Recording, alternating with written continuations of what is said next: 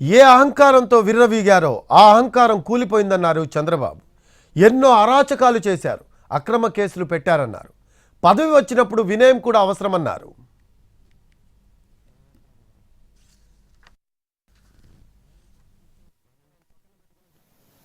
ఏ అహంకారంతో విర్రవీగిపోయారో ఆ అహంకారం కూలిపోయింది.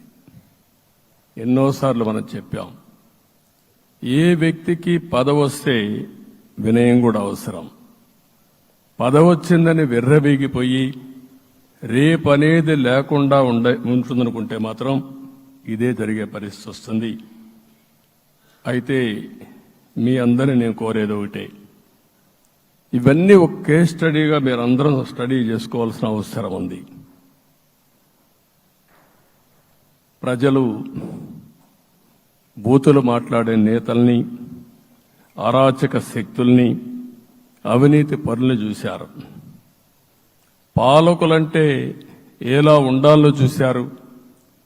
ఈ 5 సంవత్సరాల్లో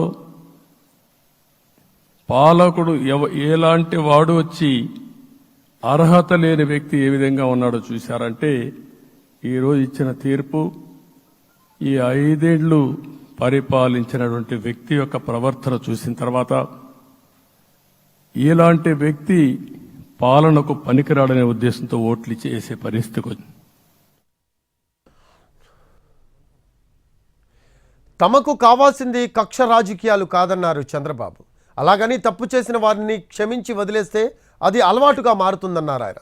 తప్పు చేసిన వారిని చట్ట ప్రకారం శిక్షించాల్సిన అవసరం ఉందన్నారు చంద్రబాబు.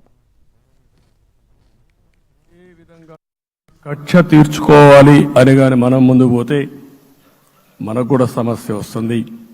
అదే సమయంలో ఒకటే చెప్తున్నా, తప్పు చేసిన వాడిని క్షమించి పూర్తిగా వదిలిపెడితే కూడా మళ్ళా అలవాటుగా మారుతుంది. తప్పు చేసిన వాళ్లకు శిక్ష పడవలసిన అవసరం ఉంది, చట్టపరంగా శిక్షించాల్సిన అవసరం ఉంది. అదే సమయంలో విధ్వంస రాజకీయాలు, కక్ష రాజకీయాలు కాకుండా ఇవన్నిటిని ప్రక్షాళన చేయాలి.